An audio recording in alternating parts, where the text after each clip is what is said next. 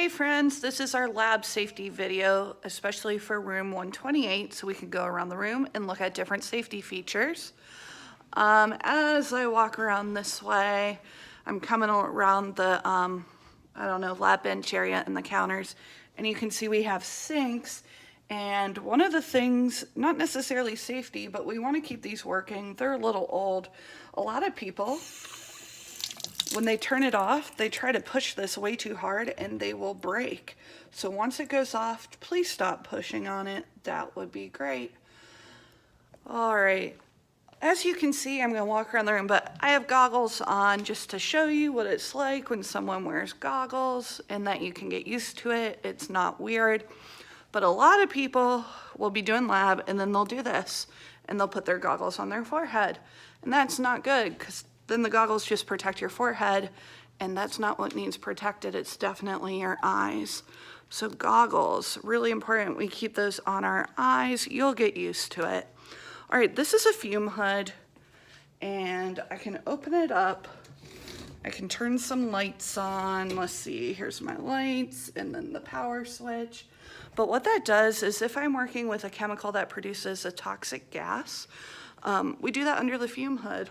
Or when I'm diluting a strong acid, I do it under the fume hood. So those fumes are sucked up by a fan and directly vented outside so that they can disperse and be very diluted. So again, that is our fume hood. You will not be working in there. That's where dangerous stuff goes, and that's for me. Okay, next thing, let's say something happens and it does get in your eye. If something gets in your eye, these were not on properly, but let's just say it happened. All right, so if it gets in your eye, you're gonna come over here to the eye wash and you're gonna take these caps off and push this button and water is gonna shoot up. I'm not gonna do it right now because it creates a mess on the floor. It gets really wet and slippery, but in an emergency, definitely do that to cleanse out the eyes. I'm gonna put those caps back on. Also then, let's say we had a major lab accident and some strong acid or base was spilt on your clothing. If it's really strong, you would run over to the safety shower. There's the safety shower. And you would pull this handle and a ton of water would come out. Now, how you're really supposed to use that is once you're in there, you are supposed to take your clothes off. Why? Because that strong chemical could potentially melt the fibers into your skin, causing more damage. So I've never had a student have to use it. The only super strong chemicals are things that I would have to use so that I can dilute them so they're safe for your use. So that's more for me than it is for you. But if we had a catastrophic accident, it is there for safety. Another thing in the front of my room, I'm trying to let you see the whole room, so I'll come back here. That's the door you're gonna enter from the hallway. Okay, so if I come to the front of the room, here we have a fire blanket, and then we have the fire extinguisher. So first, let's talk about the fire blanket. This is really strong Velcro. You pull it out and it's a blanket. They've actually done studies and they've looked at video of what happens in the classroom or even in a college room when somebody has been caught on fire. So the minute, let's say it was your sleeve that caught on fire, the moment it happened, you should throw it underwater because we have these sinks everywhere. And we've always heard stop, drop, and roll. But it turns out that human instinct does not let us just stop, drop, and roll. And it doesn't make us think rationally, like looking at the 20 sinks around the room. We don't think, oh, I should use the water. For some reason, the natural reaction of students in lab has been to run. So if you were to catch on fire and run, myself or another student would grab the safety blanket, chase after you, tackle you, and wrap you up like a burrito to keep you safe. I know it sounds crazy, but they have studied this, and that is human instinct, is to run. We know that's a bad idea because the more oxygen makes the flame bigger and makes it spread. So when you're running, there's wind, there's more oxygen. So it's a bad idea, but it does happen, And in the anticipation of that, that's why we have a safety blanket. But once again, I've been teaching for a long time, never had that happen. The fire extinguisher, that would be used obviously for fires. Common misconception is that you use the fire extinguisher and you point it towards the middle or the tips of the flames, but you have to sweep it at the base of the flames. So if we had a fire on the counter, at the countertop, a fire on the floor, on the floor. Typically things that have caught in fire in my lab after all these years of teaching, paper, lab papers, and what have students done? Typically they just throw them in the sink and that works, and then we get a new lab paper and it's all good. Other things that have happened, people with long hair, if they've had hairspray in their hair, and they don't have their hair up, which they should. I keep a ton of extra hair ties if you forget yours on a lab day. I've had hair go up because that hairspray is super flammable and it will go up really fast and it stinks. But we've caught it really fast. The person has like just essentially patted it out and used water. And yes, they had singed hair. And it stunk really bad. It wasn't too traumatic, but that is why on lab days, I really do recommend taking that out of the way.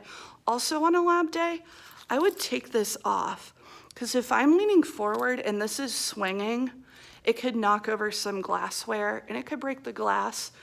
It isn't the end of the world if a glass breaks. We just try to prevent it. Also, what else on lab days? Winter coats, anything with long sleeves or anything really loose. We just try not to have something really loose so that it doesn't swing and knock over glassware. All right, we will break glass this year. That does happen. So the first thing you should do is just let me know.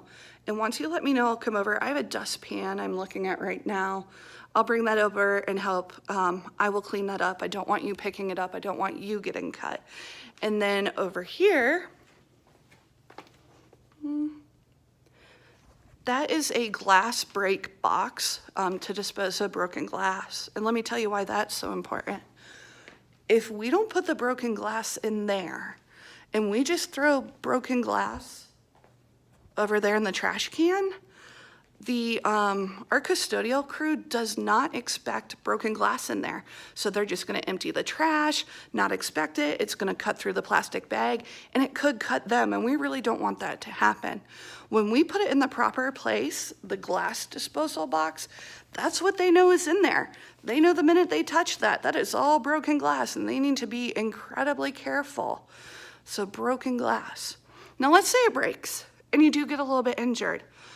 Don't be embarrassed, don't be scared, you're not gonna get in trouble. Just let me know right away so that I can help you and decide what the best thing to do about that is. All right, here's a key one. Let's say we're working with something hot like a Bunsen burner or an iron ring, something really, really hot, and the fire's turned off, but it's still hot. A lot of students and teachers will forget that it is still hot and they'll grab it and they'll burn their fingers. And I'm sure everybody's done this, like when you take something out of the oven and you forget the pan's hot and you grab the pan. It happens. First thing you should do, number one, first thing, put your hand or whatever is burnt under cold water. Even before you tell me, put it under cold water, because the way burns work is that heat energy is gonna keep going deeper and deeper into layers of the skin, and it's gonna make the burn worse. So if you can right away put your finger in cold water or whatever's burnt, it will stop that burn where it was and be so much less severe. For some reason, students are typically embarrassed and they get a little burnt and they're like, oh, it's no big deal, no big deal. And they don't tell me, they don't put it in cold water, they do nothing. And then all of a sudden it's 2 periods later and their finger really hurts and now they have a bubbled up blister. And that could have been completely prevented if right away you put your hand in cold water and then just let me know. You're not gonna be in trouble, there's no reason to be embarrassed. Please, cold water first, let me know second. Okay, so we covered goggle safety, what to do with the sinks. We covered the fume hood, the shower, the eye wash, the blanket, the fire extinguisher, Okay, I guess we should talk about drills. If we have a fire drill, what we do is we go out my main door that you came in. So here we go. We're going out the main door. And you need to head to the left. There it is. And then we'll walk across the parking lot and we will corral over on the sidewalk. You'll see all of us together. Make sure you stay together so that I can take attendance. If for some bizarre reason the fire were actually right at the door, I have another door that I would lead you through. Next up is a high winds or a tornado drill. We stay in this classroom and we all congregate on the floor on the right-hand side of the room. The engineer has determined that is the safest area of our room because of the way the structure of the school is built. Lastly, we're going to do a lot of active intruder trainings throughout the year. And as you know, we don't just sit here, we listen for the best instructions. We run to the best exit. So we will do those in class in person throughout the year. I think that's it.